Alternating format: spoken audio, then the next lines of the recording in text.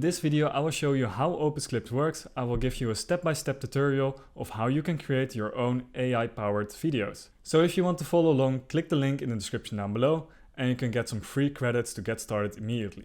So to explain you what Opus Clip is, take a look at this example. It automatically takes out the best parts of your video, it adds subtitles to them, it even adds emojis, and it can also resize your video. So these are the features Opus Clip has. AI curation, which means that it takes out the best videos, so you no longer have to do that yourself. In the past, you will have to select the best clips of your video, send them to an editor, and then he sends it back to you, which can be a very lengthy process.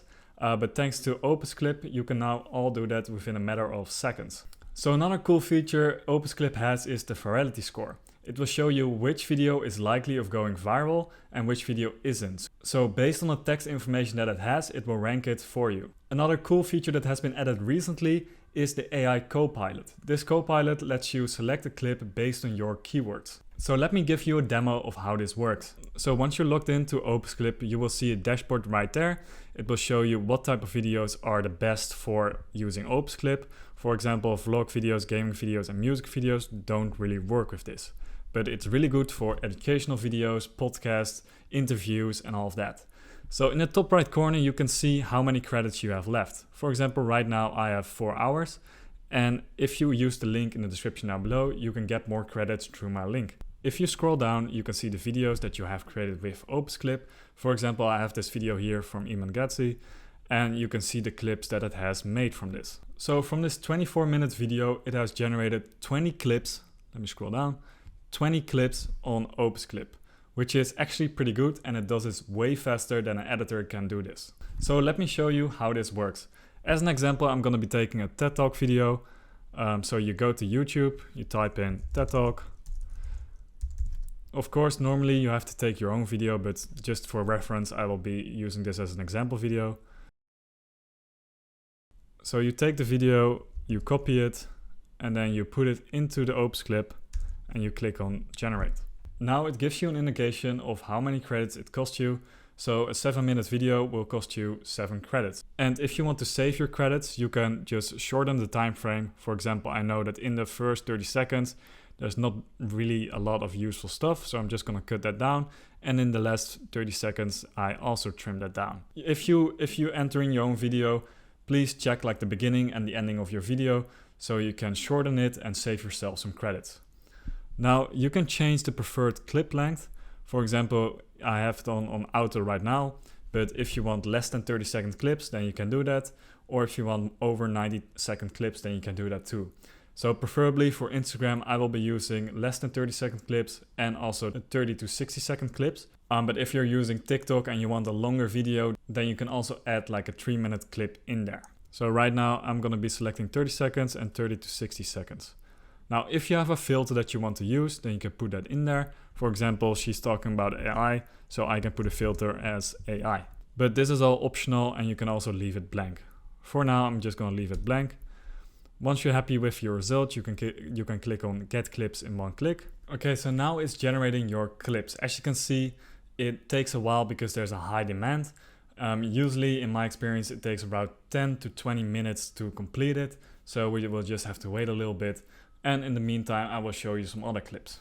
What's a cool feature as well is that you can fine-tune Opus Clip for your content type. For example, if you have a podcast, then you can just select that and then it will match it based on that type of content. So while the other clip is still generating, let me show you an example of this previous clip that I've done from an Elon Musk interview, and let me show you how this works.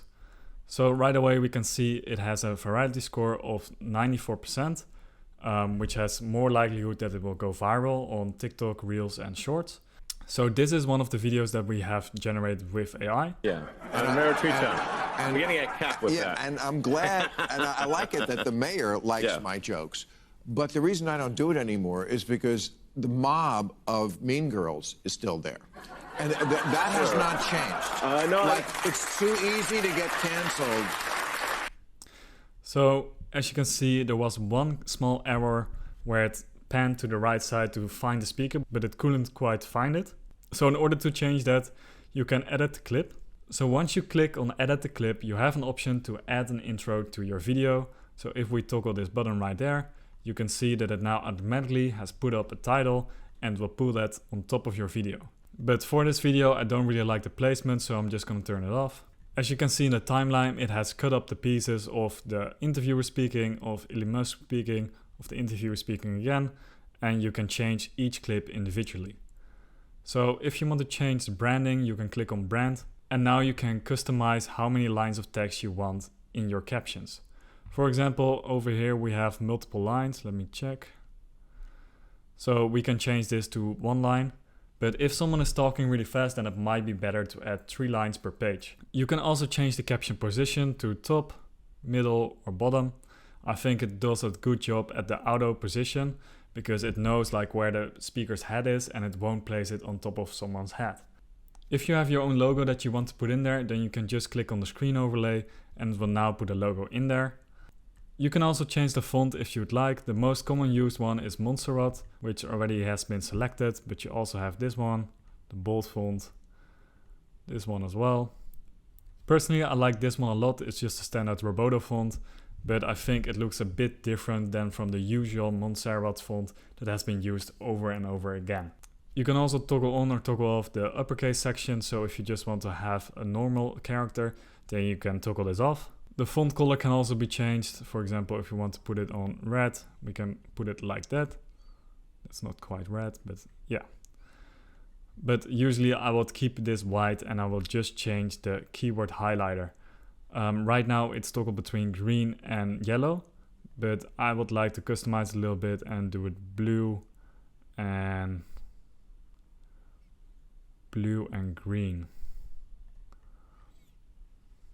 So now you can see my jokes. It has been customized. Now the layout section is also something you can change.